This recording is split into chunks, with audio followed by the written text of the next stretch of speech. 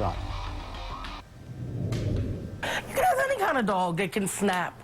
I mean, it's just not the pit bulls that everybody wants to portray it as. You know, other dogs bite too, but you just don't hear about them because everybody wants to raise something about the pit bulls, and that's not fair.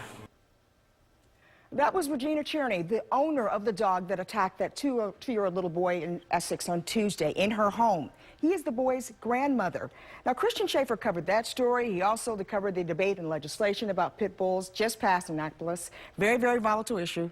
First of all, how is John doing tonight? Just checked with Johns Hopkins. He's in fair condition. You heard from his grandmother there. She talked about him being in the hospital for about a week. He's got a big cut from his ear down to his mouth and a couple of puncture wounds. He is expected to recover. Fair condition at Johns Hopkins tonight. Now, was it a pit bull? Was it a mix? What was it? That's what a lot of people have been talking about. A lot of people on the scene, and including police at the time, Baltimore County, were saying that it was a pit bull. Talked to Regina Cherney yesterday. She doesn't consider it a pit bull, even though she knows it does have some pit bull in its mix. She considers it a boxer mix with some pit bull. It's a mutt that she adopted from Barks a couple of years ago. So it really depends on what you think is a pit bull. There's really no good definition of exactly what it is. It's a number of different breeds that some people would consider a pit bull. Very volatile issue. Our Facebook page blows up when there's anything in the news about a pit bull. A lot of people feel we only cover the attack when it's a pit bull, right. And that's not true.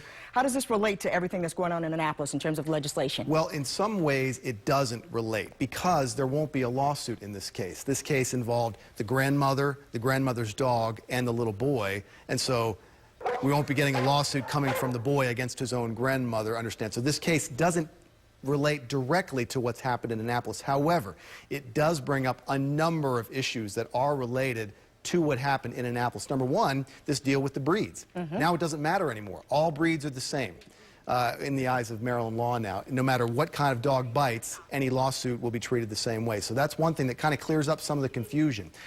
What it does also do, though, is bring up a problem. If this had not been the woman's relative, if it had been another child in that home, and no one had ever had any idea that this dog might attack, the dog never showed any signs of problems or had bitten anyone else, that the victim of that case would have a hard time winning a lawsuit against the owner of the dog.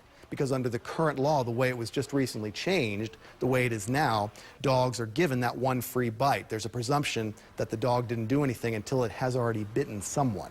And so there won't be a lawsuit in this case because it's in the family. If it had been someone outside the family, this would bring up a lot of interesting questions about that legislation. And I've been told by a key senator down in Annapolis that it will be brought up again next year. I was going to say, we haven't heard the last of this one. We have not. All right, Christian Schaefer, thanks for that report.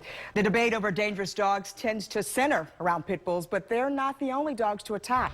For a look at the 15 breeds researchers call the most dangerous, log on to abc2news.com/infocus.